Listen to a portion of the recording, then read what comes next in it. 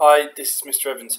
This video is going to look at how both growth and retrenchment can impact on the functional area of finance. So it's down here on the specification under 3.9.1, and I'll produce a short video on how growth and retrenchment can affect each of the functional areas.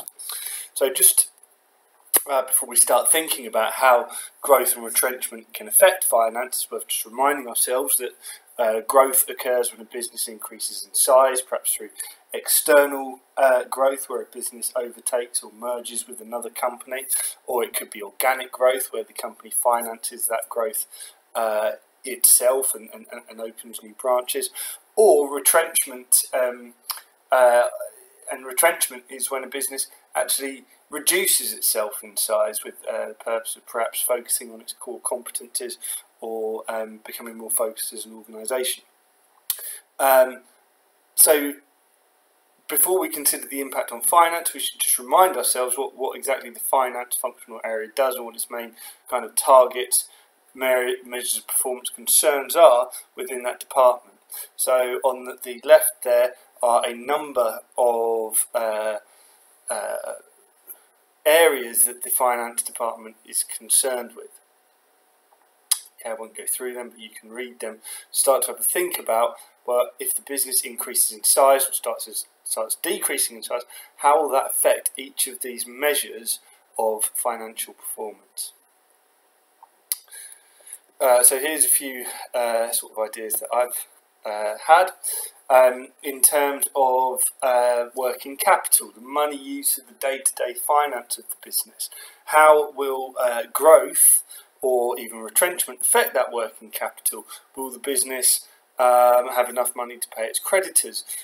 How's it going to affect the number of debtors a business has? If a business increases in size, will it need to take more trade credit from its suppliers in order to have stock to sell from its new premises? Will its creditors be more willing to offer trade credit if the business is larger? Alternatively, will a business need to offer its customers more generous credit terms and therefore increase the number of debtors in order to grow in size and attract new business? So they will be areas of concerns for finance. The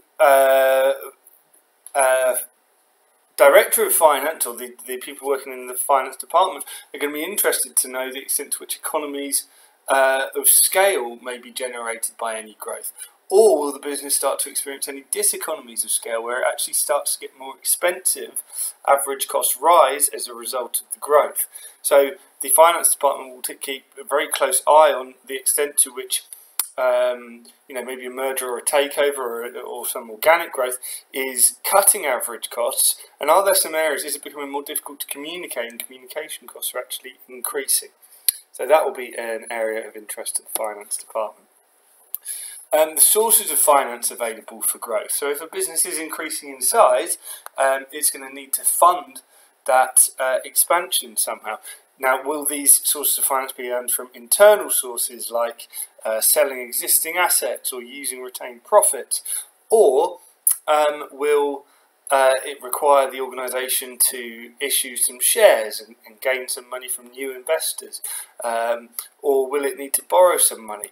That can have an impact on the capital structure of a business or its gearing, to the proportion of a business that's funded by its owners who take maybe shares, dividends in return for their investment in the business, or is the money being borrowed, in which case that money will need to be paid back with interest.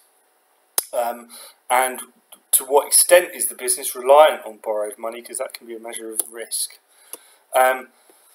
The finance department will be interested in if there's any possibilities of generating economies of scope. So if you look in the bottom right hand corner, there's a picture here of an Argos store, but that's actually being it's actually in a Sainsbury's store. Sainsbury's, I'm recording this in January 2018. Sainsbury's acquired Argos in recent times and are now using some of their shop floor to house Argos Argos outlets. Okay, it's a really efficient use of Sainsbury's shop space. That shop space wasn't being used for this before, and now they've got an Argos in there. It's a new source of revenue for Sainsbury's. They're using their shop floor more efficiently. It's generating economies of scope for Sainsbury's. And finally, exchange rate fluctuations. Particularly if we're moving abroad, it's going to create a whole load of complications for the finance department. Maybe they need to pay some workers' wages in euros if a British company expands overseas into Europe, or maybe the pound and the euro, the pound loses strength against the euro, therefore it becomes more expensive to operate in Europe. All of these things will have an impact on the finance department, and will be issues to do with growth and retrenchment that finance are concerned about.